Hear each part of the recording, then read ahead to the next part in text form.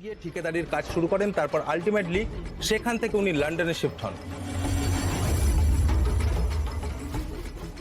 তারপর লন্ডনে গিয়ে উনি একটা ইন্ডিয়ান রেস্তোরাঁর ব্যবসা শুরু করেন এবং লোকমুখে শোনা যায় যে উনি তার সাথে সাথে মাইগ্রেশন করিয়ে এখান থেকে শ্রমিক বিদেশে পাচার করতেন।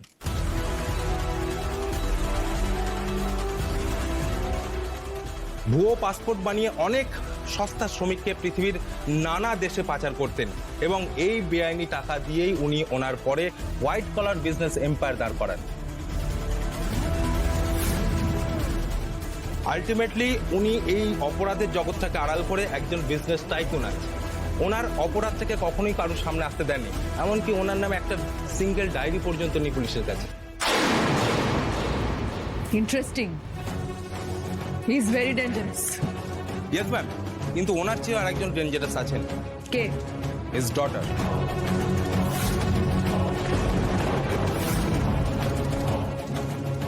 দেখান।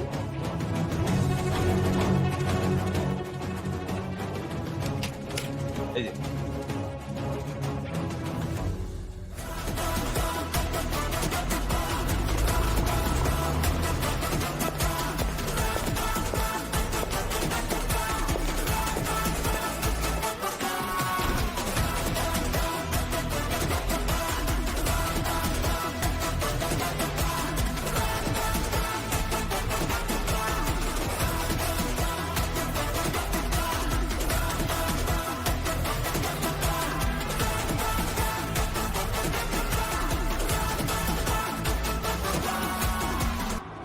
লন্ডনে আমাদের যে এজেন্টরা আছে তারা যে ইনফরমেশন পাঠিয়েছে তাতে আমরা শিওর যে মেয়েটি বাবার ব্যবসার সাথে যুক্ত, কিন্তু ঠিক কোন কোন ব্যবসার সাথে জড়িত সেটা এখনো পর্যন্ত জানতে পারিনি ম্যাডাম।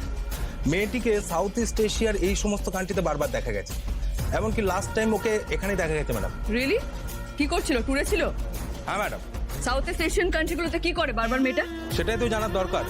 এমনকি মাসের মধ্যে 7 থেকে 10 দিন এই সমস্ত কান্ট্রিতেই থাকে। কি? হ্যাঁ ম্যাম, এমনকি ওর কাছের লোকেরাও জানে না যে মেয়েটি কি ব্যবসা করে। কন্ট্রাক্টে লোকজনকে হায়ার করে, কাজ শেষ হয়ে গেলে তাদেরকে আবার সরিয়ে দেয়, এমনকি কারোর সামনেও সেরকম আসে না।